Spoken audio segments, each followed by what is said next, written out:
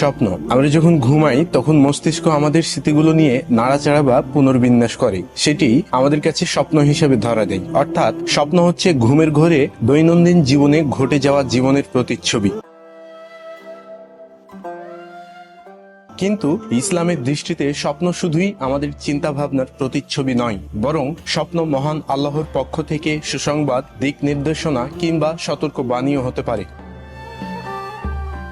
মুমিনদের জীবনে অনেক অর্থবহ ও তাৎপর্যপূর্ণ হতে পারে এই স্বপ্ন, আবার স্বপ্ন হতে পারে কখনো শয়তানের প্ররোচনা। সুতরাং স্বপ্নের ব্যাপারে আমাদের খুব ভালো ধারণা রাখা উচিত।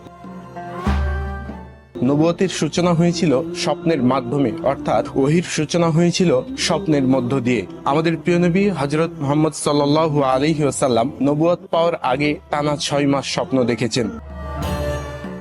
এছাড়া ইব্রাহিম আলাইহিসসালাম স্বপ্নে দেখেন যে তিনি তার প্রিয় পুত্র ইসমাইল আলাইহিসসালামকে জবাই করছেন। এমন স্বপ্ন দেখার পর তিনি ইসমাইল আলাইহিসসালামকে জানিয়ে বললেন, হে আমার সন্তান, আমি স্বপ্নে দেখছি যে আমি তোমাকে জবাই করছি, এখন তোমার অভিমত কি? সেই দিন ইসমাইল আলাইহিসসালাম বলেছিল, আপনি যা দেখেছেন সেটি করেন, নিশ্চয় আমাকে ধৈর্যশীলদের মধ্যে পাবেন। ছেলের এমন মন্তব্যের পর ইব্রাহিম আলাইহিসসালাম একটি ধারালো ছুরি নিয়ে ইসমাইল আলাইহিসসালামকে জবাই করতে শুরু করলেন এবং সেখানে একটি পশু জবাই হলো। ইব্রাহিম আলাইহিসসালাম এর সেই স্বপ্ন থেকেই ইসলামে কুরবানির প্রচলন শুরু হয়। সুতরাং বোঝা যায় যে এটি কোনো সাধারণ স্বপ্ন ছিল না, বরং এই স্বপ্ন ছিল ওহীর অন্তর্ভুক্ত।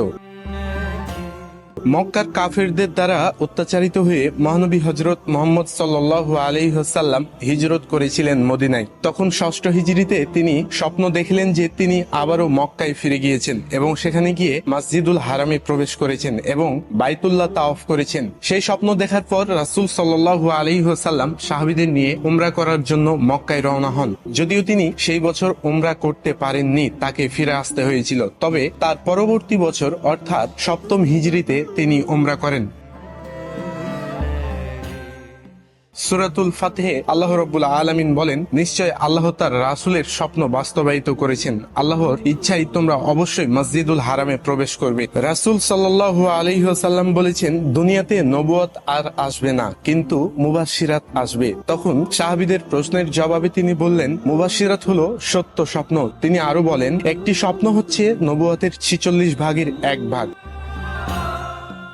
ইসলামে এক এক স্বপ্নের এক এক ব্যাখ্যা রয়েছে। ব্যক্তি বিশেষে এক স্বপ্নের ব্যাখ্যা একাধিকও হতে পারে। স্বপ্নের ব্যাখ্যা নিয়ে আছে ভিন্ন ভিন্ন মত। স্বপ্নের ব্যাখ্যা এক এক ব্যক্তির কাছে এক এক রকম, তবে সমাজে বহুল প্রচলিত কিছু কথা আছে। যেমন স্বপ্নে সাপ দেখার অর্থ হচ্ছে শত্রু বৃদ্ধি, তবে সাপ মেরে ফেলতে দেখা মানে আপনি শত্রুকে পরাস্ত করতে পারবেন। আর সাদা সাপ দেখা মানে সৌভাগ্য ও বংশবৃদ্ধির লক্ষণ। মাছ স্বপ্নে দেখাকে মনে করা হয় সৌভাগ্যের লক্ষণ। বিশেষ করে যদি স্বপ্নে দেখেন মাছ ধরছেন, তাহলে এর অর্থ প্রাপ্তি হওয়ার সম্ভাবনা থাকে। আর যদি মাছ ফসকে যায় তবে টাকা আসবে, তবে তা খরচ হয়ে যাবে। এমন অনেক ব্যাখ্যা রয়েছে সামাজিকভাবে, যা ইসলাম সমর্থন করে না। ইসলামের আলোকে স্বপ্ন 3 প্রকার। এর মধ্যে একটি হলো আল্লাহ তাআলার পক্ষ থেকে, যেটা আল্লাহ তাআলা দেখান, আর আরেকটি হচ্ছে শয়তানের পক্ষ থেকে, যেটি শয়তান মানুষকে দেখায়, আর অন্য একটি হচ্ছে নিজের পক্ষ থেকে, অর্থাৎ আমরা সারাদিন যা করি, যা ভাবি, রাতে তাই স্বপ্নের মধ্যে দেখি।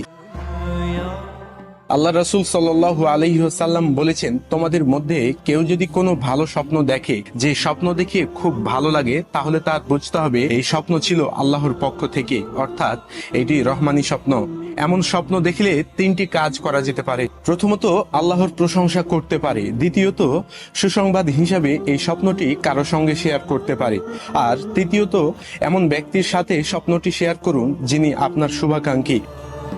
এরপর শয়তানি স্বপ্ন, অর্থাৎ যা শয়তানের পক্ষ থেকে দেখানো হয়। শয়তান মানুষকে ঘুমের মধ্যে মানুষের অকল্যাণ করার জন্য যে স্বপ্নটা দেখায়, সেটি শয়তানি স্বপ্ন। এমন স্বপ্নকে আমরা দুঃস্বপ্নও বলে থাকি, যা দেখে আমাদের শ্বাস প্রশ্বাসের গতি বেড়ে যায়, আমরা খুব ভয় পাই, প্রচন্ড ভয়ে আমাদের ঘুম ভেঙে যায়, আমরা চমকে উঠি। এরকম ভয়ঙ্কর স্বপ্ন দেখলে বাম দিকে 3 বার থুথু ফেলতে হয় এবং শয়তানের অনিষ্ট থেকে আল্লাহর কাছে আশ্রয় প্রার্থনা করতে হয়। যে পাশ হয়ে শুয়েছিলেন সে পাশ পরিবর্তন করে অন্য পাশ হয়ে শুতে হবে, অথবা বিছানা পরিবর্তন করে শোয়ারও নির্দেশনা দেওয়া হয়েছে। সারাদিন আপনি আপনার চিন্তা ভাবনার মধ্যে যেই জিনিসটাকে স্থান দিয়েছেন সেটি আপনি রাতের বেলায় স্বপ্ন দেখছেন। যেমন দিনের বেলা কেউ কেউ খেলাধুলা নিয়ে খুব বেশি ব্যস্ত থাকেন, আর রাতে স্বপ্ন দেখেন আপনি ফুটবল খেলছেন। এই ধরনের স্বপ্ন খুব সাধারণ স্বপ্ন, তাই এই ধরনের স্বপ্ন দেখলে বিচলিত বা চিন্তিত হওয়ার কোনো কিছু নেই। এই ধরনের স্বপ্নের কোনো ব্যাখ্যা করারও প্রয়োজন হয় না।